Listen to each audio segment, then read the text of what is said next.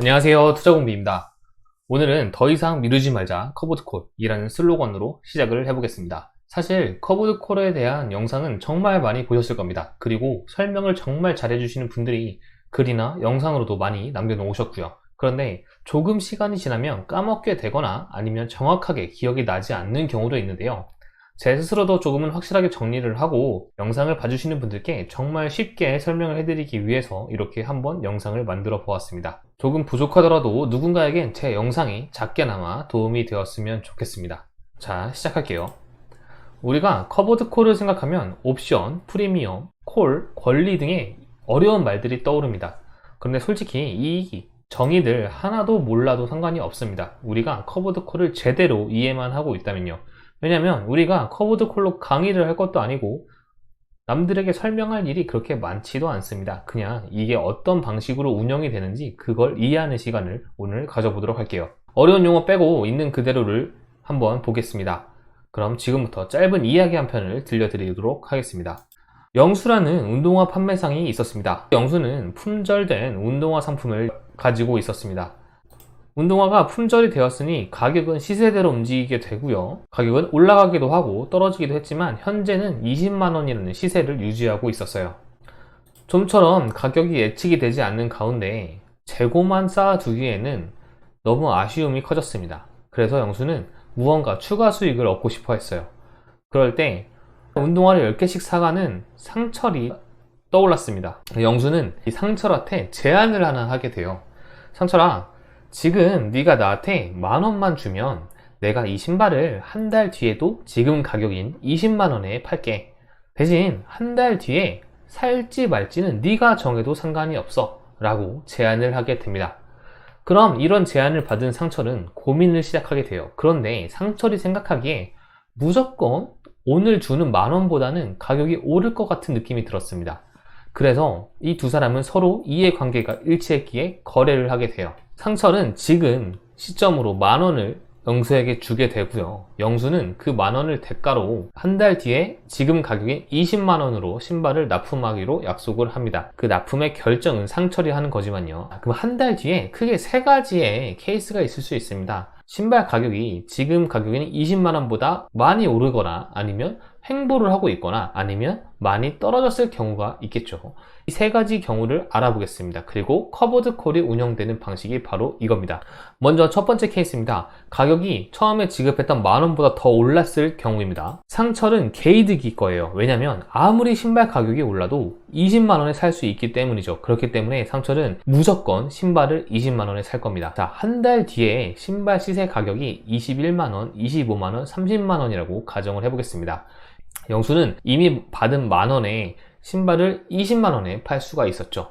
그렇기 때문에 영수는 받을 수 있는 총 금액이 21만원이 됩니다. 신발 가격이 아무리 오르더라도 받을 수 있는 금액이 증가하지는 않아요. 그래서 많이 아쉬울 겁니다. 하지만 내가 처음에 받았던 10,000원만큼은 수익으로 인정이 되기 때문에 씁쓸하지만 수익을 얻기는 했어요. 반면에 상철은 올라가면 올라갈수록 큰 혜택을 보게 되겠죠.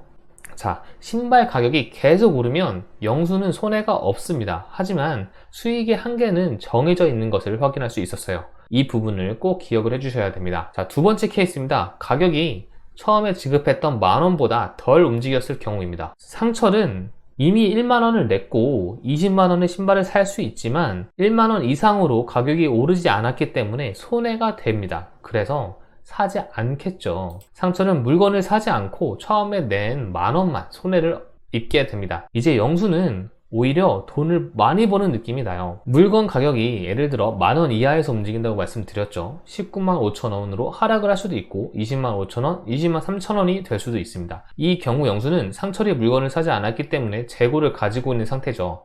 그러면 사전에 받은 10,000원이 일단 수익으로 잡혀 있게 됩니다. 그리고 물건의 가격의 변화만큼 그 수익에 반영이 되겠죠. 가격이 하락하더라도 이미 10,000원을 받았기 때문에 5천원이 하락을 해도 5천원의 수익을 얻을 수 있고요. 만약에 물건이 20만 5천원이나 20만 3천원처럼 횡보를 하지만 조금씩 상승할 경우에는 이미 받은 10,000원의 그 금액만큼 더 높은 수익을 얻게 됩니다. 재고를 갖고 있기 때문에 재고의 상승분만큼 자산이 증가하는 거예요. 자, 신발 가격이 횡보한다면 영수는 손해가 없습니다.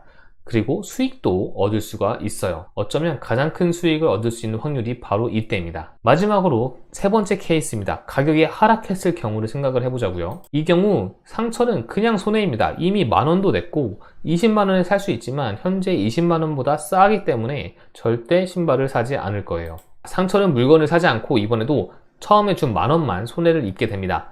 근데 문제는 영수예요. 신발 가격이 18만원, 17만원, 15만원을 하락했다고 하면 먼저 만원을 받았지만 20만원에 팔지 못했기 때문에 재고를 그대로 떠안고 있습니다. 그러면 처음에 받았던 만원에서 재고의 가치가 하락하기 때문에 그만큼 자산이 하락을 하게 돼요. 그래서 마이너스 만원, 마이너스 2만원, 마이너스 4만원, 즉 물건 가격이 하락하면 하락할수록 영수의 자산 가치는 급격하게 하락을 하게 됩니다. 신발 가격이 아까 상승했을 때는 수익이 한도가 정해져 있었죠. 그런데 반대로 신발 가격이 하락을 하니까 재고를 그대로 가지고 있기 때문에 하락이 그대로 손해로 이어지게 됩니다. 하락은 한계가 없는 모습을 볼 수 있었어요. 이거를 한번 정리를 해볼게요. 우리가 사전에 1만원이라는 금액을 받으면서 약속을 했죠. 하지만 상철은 신발 가격이 상승하면 구매를 하겠지만 횡보하거나 하락을 하면 구매를 하지 않을 겁니다.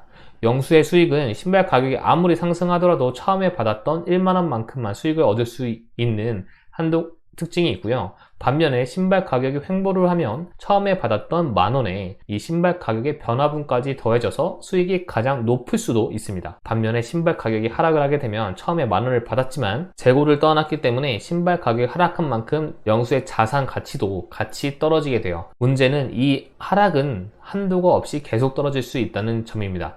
우리가 이렇게 알아봤는데요. 이거를 말만 바꾸면 바로 이렇게 됩니다. 처음에 약속을 위해서 지급했던 것을 프리미엄이라고 하고요. 그리고 물건을 사고 팔고를 결정하는 것을 바로 콜옵션을 권리를 행사한다고 할 수 있습니다. 신발의 가격은 바로 주가의 가격이라고 볼 수 있는 거죠. 그래서 커버드 콜은 어쨌든 주가가 상승을 하든 횡보를 하든 하락을 하든 프리미엄만큼의 수익은 얻어가게 됩니다. 그러면서 추가적으로 수익을 얻기도 손해를 얻기도 하는데요. 그걸로 배당을 지급해 준다고 볼 수 있습니다. 그런데 우리는 이런 말을 많이 들으셨을 겁니다. 커버드 콜 같은 경우는 상승은 막혀 있고 하락은 열려 있다고요. 우리가 알아봤지만 상승은 프리미엄, 즉 사전에 받았던 금액만큼만 벌 수가 있지만 하락은 본주의 하락만큼 그대로 받게 됩니다. 정리를 하면 커버드 콜은 본주가 급하게 오르면 그 상승을 따라가지 못하고 횡보하거나 적당히 상승을 해주어야만 좋고, 하락장일 경우에는 그 하락을 그대로 따라간다고 볼 수 있습니다. 어떠신가요? 오늘 이렇게 커버드 콜의 운영 방식에 대해서 이야기로 조금 풀어서 소개를 해드렸는데요. 사실 더 쉽게 설명을 해드리면 좋지만 그러지 못한 점은 저의 능력이기 때문에 죄송하다는 말씀 먼저 드리고요. 하지만 오늘 이 과정을 잘 따라오시고 이해만 하셨으면 커버드 콜의 운영 방식은 이제 확실하게 알고 가실 거라고 생각이 듭니다. 최근에는 커버드 콜이 정말 다양한 방식으로 많이 나오고 있어요. 옵션을 얼마나 활용할지 그 퍼센트지를 정해서 정말 다양한 상품들이 나오고 있고, 배당률도 정말 천차만별로 지급을 해주고 있습니다. 커버드 콜이 무조건 나쁘다는 말은 아닙니다. 혹시라도 내가 현금 흐름이 더 중요하고 은퇴를 앞두고 있다면 커버드 콜 상품을 적절히 섞어서 내 현금 흐름을 더 좋게 만드는 것도 충분히 좋은 포트폴리오가 될 수 있다고 생각을 합니다. 언제나 상황과 사람에 따라 투자하는 방식과 목적이 달라질 수 있기 때문이에요. 오늘 영상도 조금이나마 도움을 드렸기를 바라면서 이만 마치도록 하겠습니다. 항상 건강하시고요. 오늘도 영상 시청해 주셔서 감사드리고 구독과 좋아요, 알림 설정은 저에게 큰 힘이 됩니다. 감사합니다.